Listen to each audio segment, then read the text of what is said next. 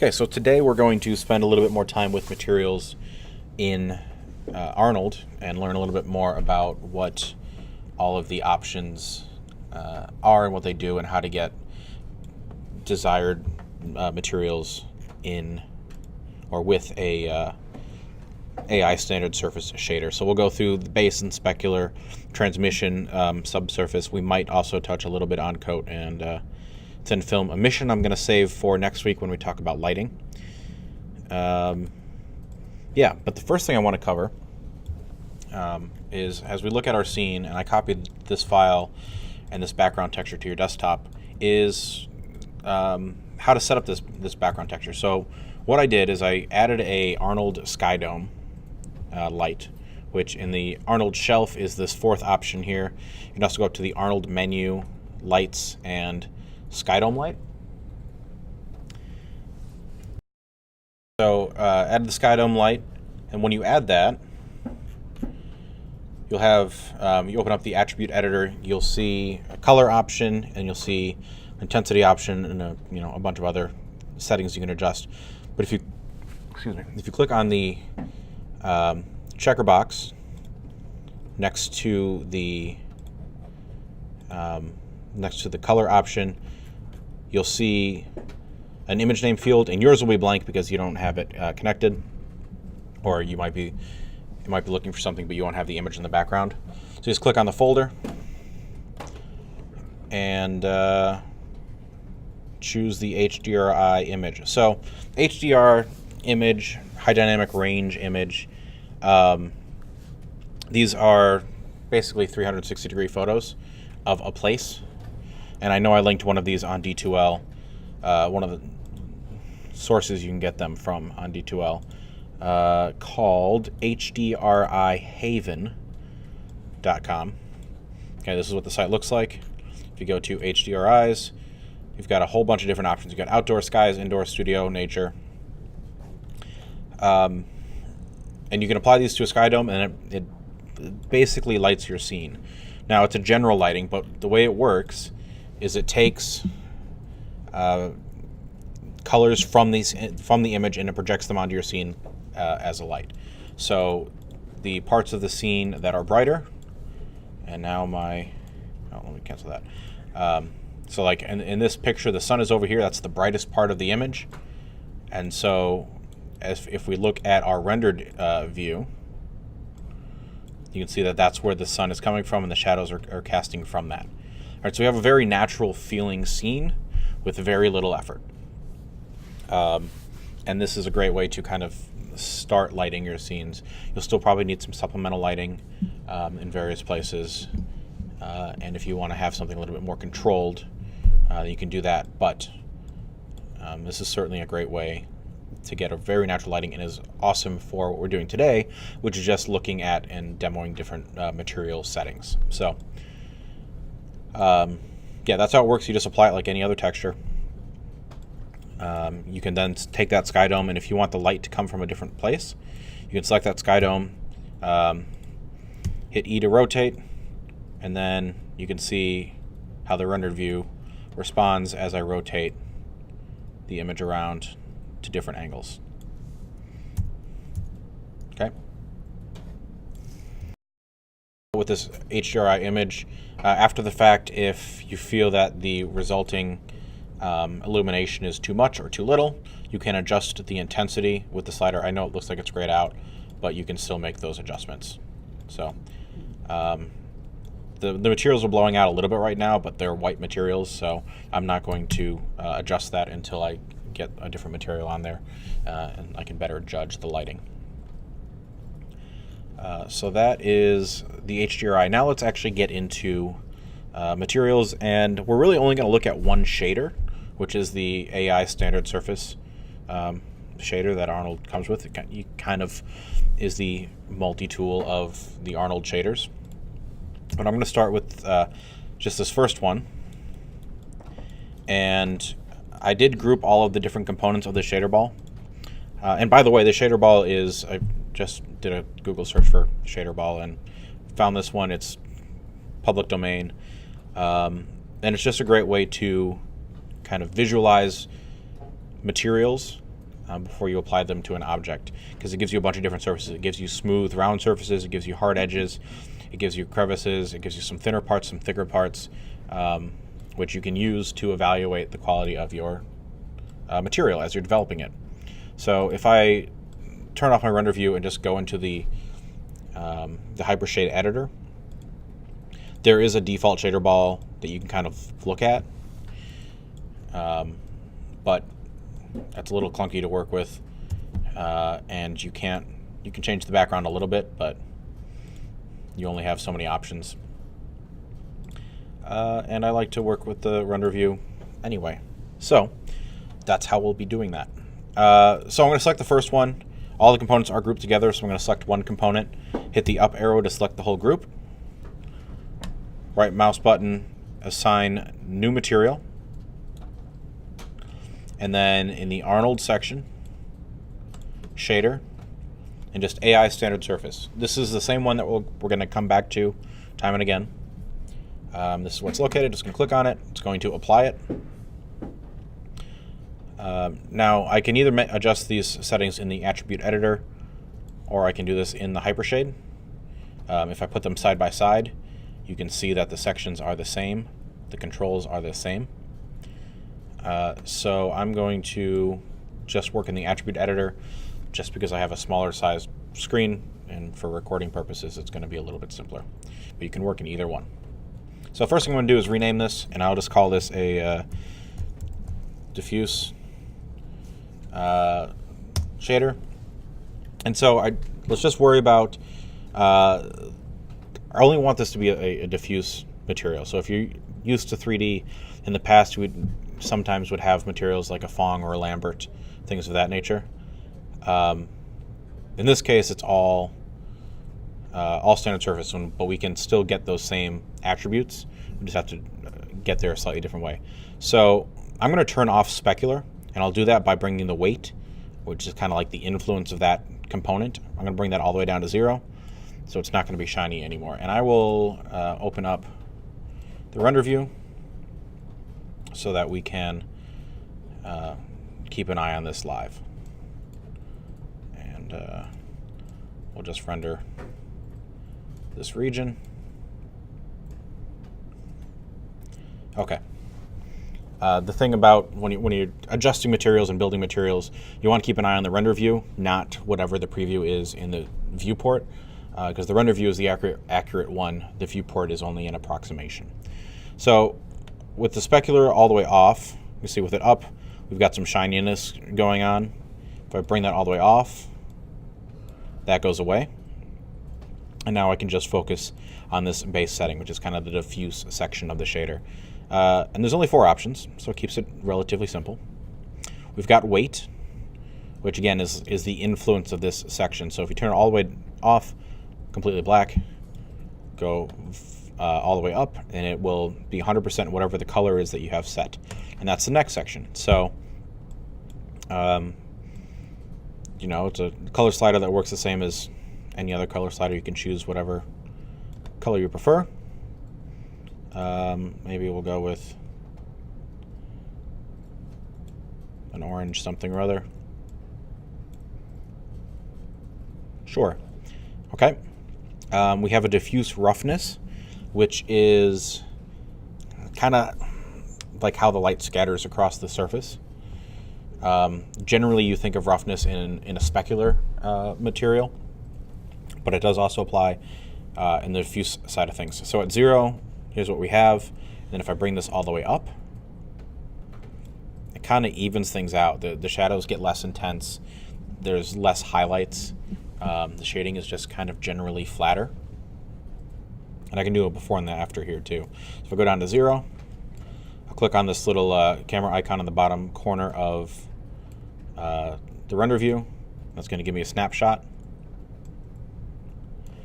And then I'll bring the roughness all the way up. Let that render for a second. And do another snapshot. Okay, and now I can go back and forth between the two, and you can see how the roughness changes. Right, those highlights get a lot more subtle when you bring that roughness up. So I usually won't be at the extreme If I do use diffuse roughness, it tends to be on the lower end. And now the last thing we have here is metalness. And metalness, as I bring that up, there we go. Metalness makes it look more metallic, really. Metalness does exactly what it sounds like it does. If you're going for a gold or a silver or any metallic finish, metalness is going to be a very significant component to achieving that look. It's not the only thing.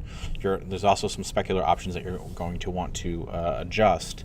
But one of the kind of features about metalness is it's going to change the color of the reflections. So these highlights are going to be this kind of orangish, goldish color instead of just that pure white, which we'll see when we get to the specular section.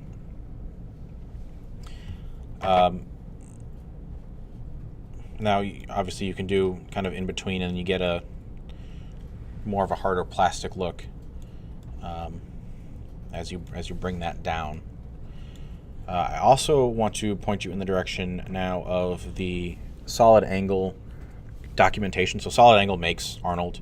So if you go to, let's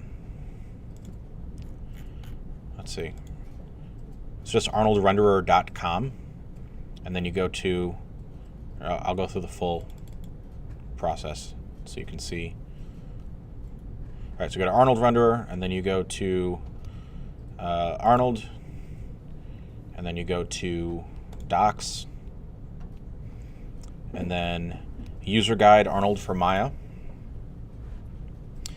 And then right now I'm in the shaders section, and surface shaders, and then here's standard surface, which is what we're using. Okay, it's going to walk you through a whole bunch of different information about the shader in general, but then you can click on each section to see more information. So if I go to the base section, it tells you how does color behave, how does diffuse roughness behave, metalness, but then what's really nice is it gives you settings for specific metal materials. So if you're going for mercury or nickel or platinum, it tells you what to set your base color at. Okay, these are RGB values. It also tells you what to set your specular color at.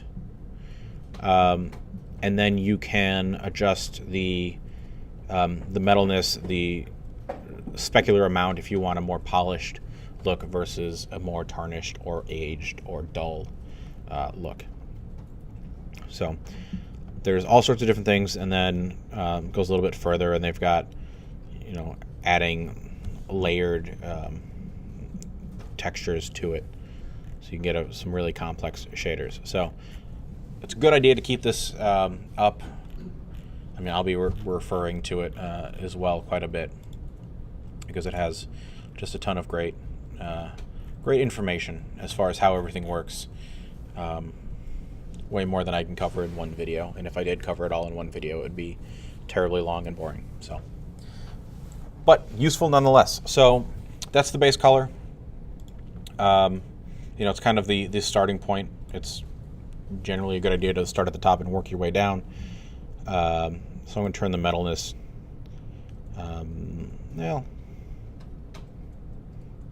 Let's turn the metalness up a little bit, make it kind of interesting. Of course, you can mix in some diffused color with it too. All sorts of different options. So that's the base section. Actually, no, I'm going to turn the metalness off. So that's base. Up next, let's move over one, and we'll start talking about specular. So assign a new material. Again, standard surface. And this time we're not going to turn off specular. I'm going to change the color though. We can go with a blue this time maybe. Okay. So with the specular off, here's essentially where we are with the orange one. Oh, I'm also going to name this. specular. So now, as I bring the specular up, we start to increase the amount of reflectivity, really. So if we look here in the shadows, you can see the reflection of the ball next to it. We bring that down, and that kind of fades away. So there's your, just the flat specularity. That just adds that component to the shader. If you want to adjust the intensity of it, then I would go with the roughness. So as we move the roughness back and forth, all the way to the left at 0, we get these little point highlights, right? The specular highlights are very small and concentrated. If we move it to the right, they'll start to spread out. Okay, and they get softer. It's still a specular highlight, but it doesn't feel like a glossy material. But you can get some really nice gradients that way. Okay, so as you're going through these, start thinking about how these settings are affecting the surface and what sorts of materials that you have that would benefit from various settings. So if you bring that roughness pretty low, this could be, I don't know, it could be a marble, it could be, it's getting towards a car finish. It's not quite a car finish because that's a little bit more complicated, but it's got that high-end finished new feeling to it. Color, going back up here, color changes the color of the specular highlights. It does not change the color of the whole object, just the specular highlights. So if I make this, let's say red, okay, just to make it obvious what that's doing, it's only adjusting the color in those highlights. Very often specular highlights are just white. Where it starts to change color is when you get into metals. Metals tend to have tinted specular highlights. So if I change my base color, we'll say go back to this kind of bronze-ish color, and I'll bring the specular highlight color back to white. So bring the metalness up, and then let's adjust the specular highlight color. Actually, let's do a before and after. We'll go so this will be the before. I'll let it render a little bit more. You can see as I add more of these kind of components to the shader, render times start to take a little bit longer too. Okay, so keep an eye on that. Okay, so I'll grab that screenshot, and then I'll just change the color of specular highlights, and we'll compare them and see what the difference is. Again, I'll let this render a little bit more. Okay, so we've got before and after, and I really don't see much of a difference here. It's very subtle. Maybe we'll make this a little bit of a stronger.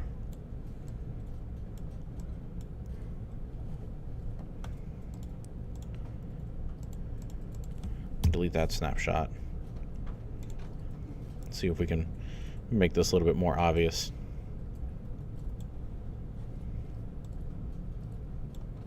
Maybe I'll make it a little bit more red too, just help it stand out. Okay, and we'll let that render for a minute and see if we can spot the difference. So I'll grab a snapshot of that. So it's where it's really obvious, or more obvious, is around the edges here. You get a kind of a reddish tint to the specular. You don't see it so much straight on in the center, but around the edges you do see it. So again, subtle, but it's there. Up next is IOR, which stands for Index of Refraction, also sometimes referred to as a Fresnel value. So I'm going to just set this back to the blue, and I'm going to set that back to white. I'm going to try to make this, take the metalness down. take the roughness down too. So this can be a little sometimes tricky to see it. But the index of refraction refers to where you see the specular highlights. And let me see if the documentation has a good example of this. I bet they do. So here's the Arnold renderer documentation, and you can see the IOR. So it's, well, I'll just read that. The IOR parameter defines the material's Fresnel reflectivity and is by default the angular function used. Effectively, it will define the balance between reflections on the surface facing the viewer and on the surface edges. So the surface facing the viewer would be like the center of the sphere versus the edges of the sphere. And it has to do with the angle that the light is hitting and how it's bouncing back to the camera or the viewer. So think about a pond, a lake, or a puddle, right? If you're standing back a little bit and you're just kind of looking across the surface, you see the reflection of the trees and the sky, and it looks blue. Whereas if you walk right up to, like, walk out on the dock and look straight down, it looks brown and murky and you can see the bottom of the pond, right? It's that principle. It's how steep does that angle need to be before you start seeing reflections or not seeing reflections. And different materials have different values. So I don't know, they don't really have a catalog here of IOR values, but there are various pages on the internet that will tell you various values for different materials. You just have to search for IOR values, and here's the very first option. So if you have bronze, your IOR value is going to be 1.18. If you've got lead, it's going to be 2. There are various thicknesses of glass that will have different IORs. So thinner glass versus thicker glass, dense, heavy, lead, silica, Pyrex, all sorts of different things. So if you're going for that really accurate, realistic look, it's good to consult a list of IORs. So let's getting back to, just hold on. Specular, here we go. Okay, the last two things we have here are anisotropy and rotation. So what anisotropy is, watch the specular highlights, particularly this one right here, as I increase anisotropy. It does nothing. Perfect. Perfect. It's supposed to do something. Let me grab just a straight sphere. Did you select everything, the entire group? Okay, so I have just a sphere, and let's see if we can just make it more obvious. If I give it a new material, go into the attributes, let's make it a color that we can actually tolerate. There we go. Okay, so we've got that highlight there. And then as we adjust, there we go. Now we can see it. So if you watch the highlights and you see how they spread out, and I'm going to just smooth this so we get a little bit smoother reflections. So the anisotropy is the elongation of the highlights. This is useful if you're going for a brushed metal look. For the longest time, everything Apple made was brushed metal. They've moved away from that a little bit. They've gotten a little darker as of late, but that's the type of thing. Or stainless steel pots and pans in the kitchen, right? Those all have that brushed metal look, and that tends to give these elongated highlights. So you can adjust exactly how stretched those are. All right, and then rotation, you can adjust the angle. So now what's kind of weird about this is it appears as though the rotation goes from 0 to 1, whereas we're used to rotation being 0 to 360. So if you want it to rotate 90 degrees, it's 0.25. It's a quarter. But now you can get these vertical striations in there. And you combine that, and then you rough it up a little bit, right? And that starts to feel like something. Maybe you bring the intensity of that down a little bit with the weight. Okay. So I'm going to delete that sphere. I'll go back to this. So I was expecting by default the rotation to be vertical, but it's not. So let's make that vertical now and see if we can get. No, still not getting a whole lot of it on this image.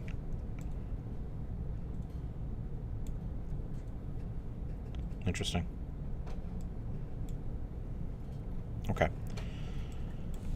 So that's the anisotropy and the rotation. Oh, I suppose I didn't actually demonstrate IOR. I just kind of skipped over it. So as I move this back and forth,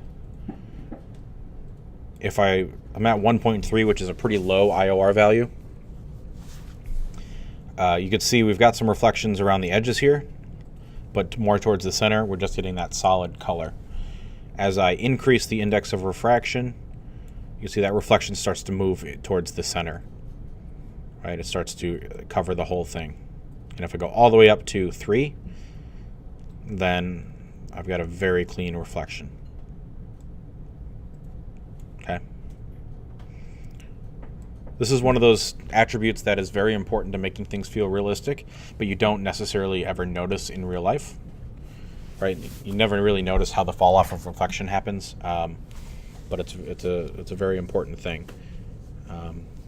You can also think about this as, like, if you look at just a window, from this angle, you see a lot of reflections. Then you walk around to looking at it straight on, and you'll be able to see through the window. Right? That's the index of refraction at work. So I will leave that one there. Let's move on to a new material. Again, standard surface. This one is going to be transmission. All right, and I'm actually going to do 2 different transmission materials. Probably. All right, so let's zoom in on this one. Okay, give it a different color. I did like that green color, so we'll go there. And bring the roughness down a little bit. And now, actually, I'm going to make it white for now. All right, so transmission, by default, it's off. Okay, the weight is at 0, which means it's not having any sort of influence on this shader. I'm going to bring that all the way up to 1, and this is what we get. And it starts to look like something, but it's not quite right. We're getting these weird black sections in here. And the reason for that is Arnold is not... you have to tell Arnold to use transmission, and just moving that slider up isn't enough. You actually need to select the object, go to the shape tab in the attribute editor, go to the Arnold section and turn off opaque. Okay. As soon as I do that, let me toggle that back and forth. So right here we've got these kind of black sections in here. I toggle off opaque, and those disappear, and now it's starting to look like something. All right, I'll do the same thing. Let me get this sorted in a way that you can actually see it. All right, so like down here, again, it's the shape, the object shape tab in the attribute editor, Arnold section, and opaque. Turn that off, and you can see those dark areas go away, and now it's much more physically accurate. And you do need to do that for each object that you're trying to make transparent. So I think I got everything. Oh, no, missed one. So that is transmission. We've got the weight, which just kind of gives us some transmission. We can adjust the color here as well. So let's go something bold and obvious. And now, let me rotate my camera view around a little bit. You can see that it kind of looks like the object is red, but also the light that goes through the object is also colored. So I'm going to turn off my region select, and I'm going to rotate this around so we can look at the shadow a little bit more. And here we're really getting some very nice detail in the shadow. It's not just a solid, consistent color. It actually is picking up all of the different facets and thicknesses of the shader ball and reflecting those in the intensities of the shadow. All right, so there's a lot of calculation going on here, and it certainly will increase the render time, but to great effect. So that's color.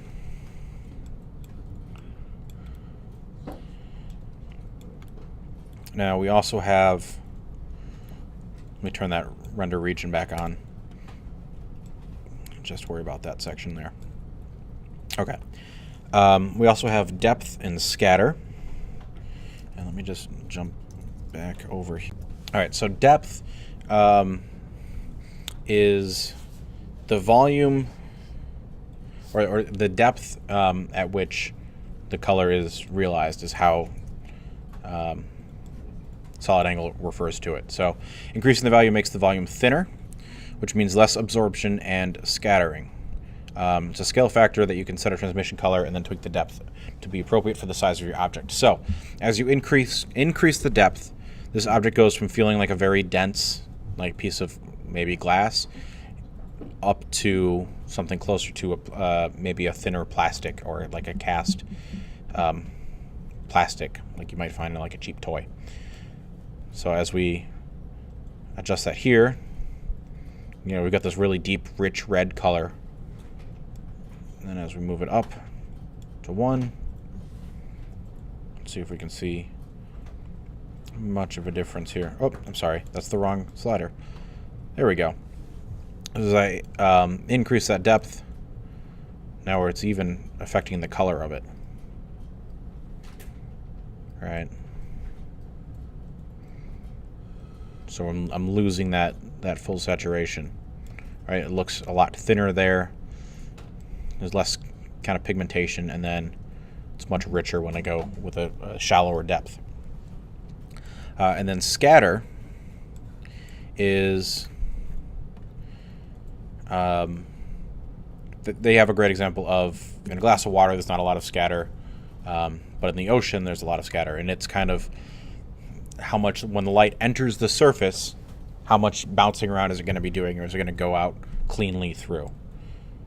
All right, so I'm going to lighten this color up a little bit. So no scatter and a lot of scatter, and it gets a little bit murkier down there. Okay. And then we also have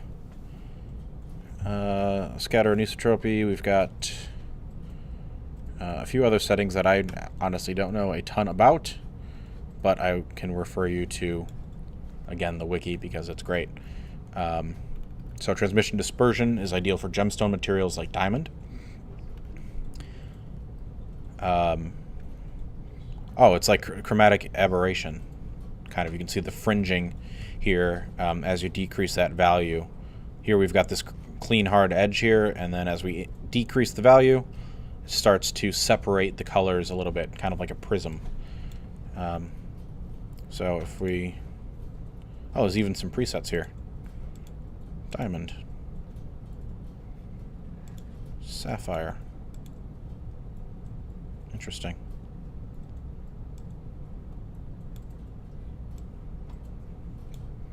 Probably playing with red isn't the best color choice for that.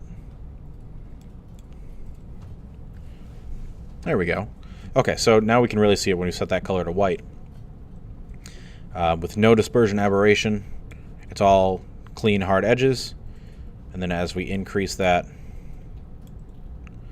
now we're starting to see some separation of color along the edges. So, kind of a nice effect. And then you've got an extra roughness value if you want to add some additional blurriness to the surface. I'm going to turn off dispersion. Okay. So now it's a less clean look through, but it's still transparent. So those are your transparency settings. To the next thing. So I'm going to add a new shader. New material, again, standard surface.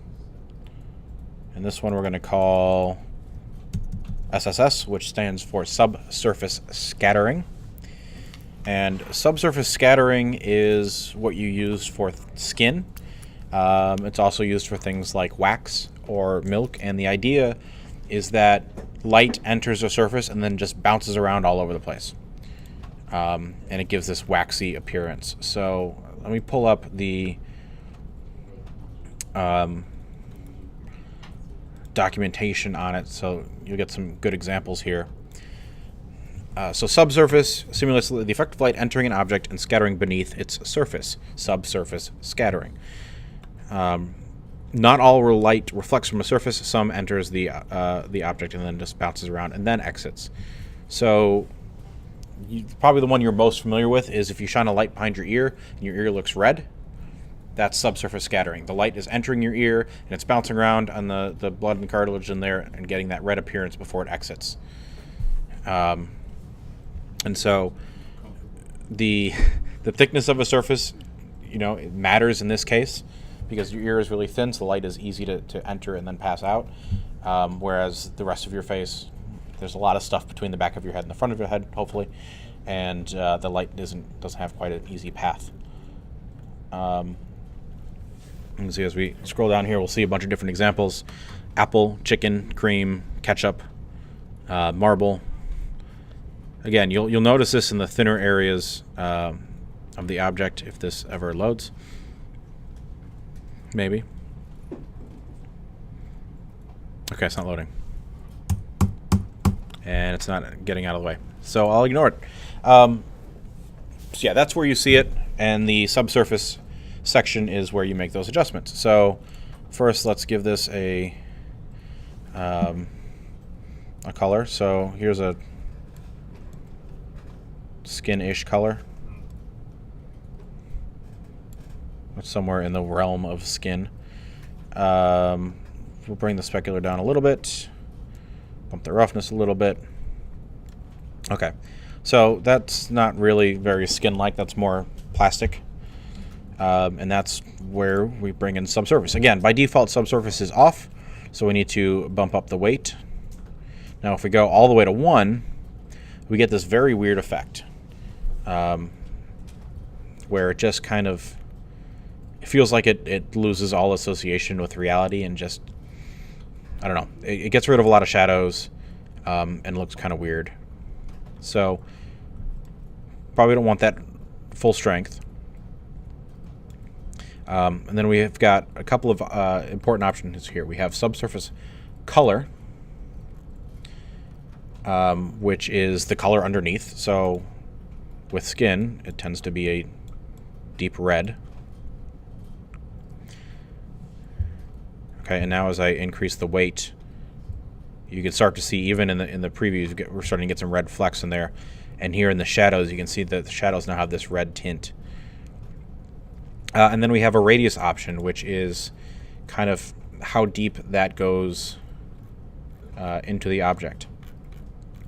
So,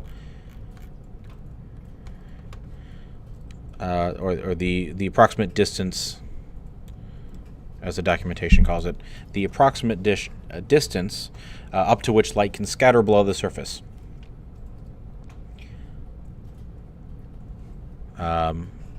So how far into the light have to go before it can leave the surface. So if I bring this all the way down, again, we're getting closer back to that plastic. If we bring it back up, then it's starting to get a little bit more of that red color. And then we can adjust the scale, which is just kind of a global adjustment for the size of the object.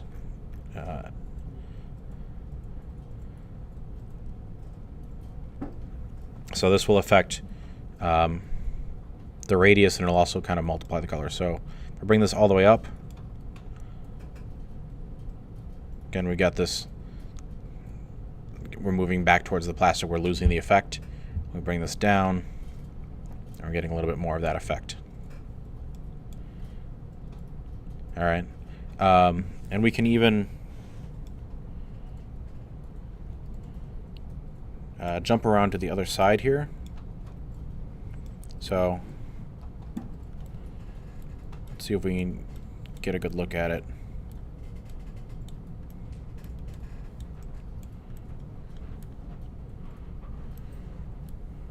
Okay, so if we look these two places, the base of the sphere is thicker than this little lip here, and so we're getting a little bit more of that light coming through and picking up that red color from the subsurface. Okay, so compare here to here. That's what subsurface scattering can do. Now, it's not only useful for skin. It's useful for things like milk. So if we turn this to more of a yellow color and the surface, whoops, we make white. There we go. And then we'll probably want to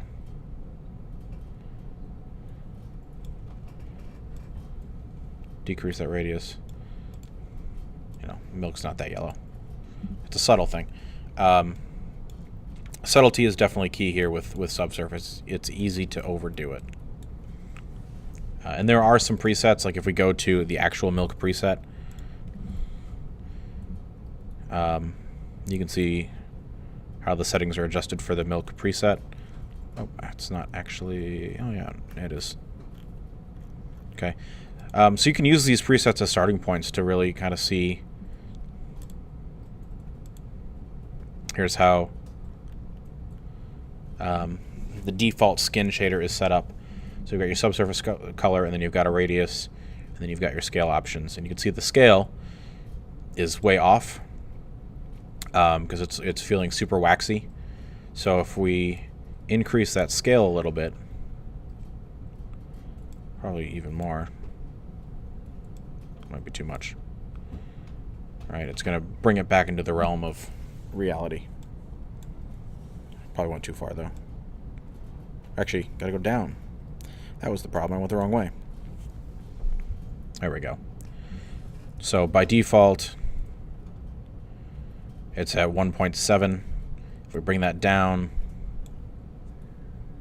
we get something that feels much closer to real skin. Or even down a little bit more. Okay. So that's subsurface scattering. I think that's really all I want to cover in this particular video. I want to go over some mix shaders, but I'm going to do that in a separate video just for ease of watching.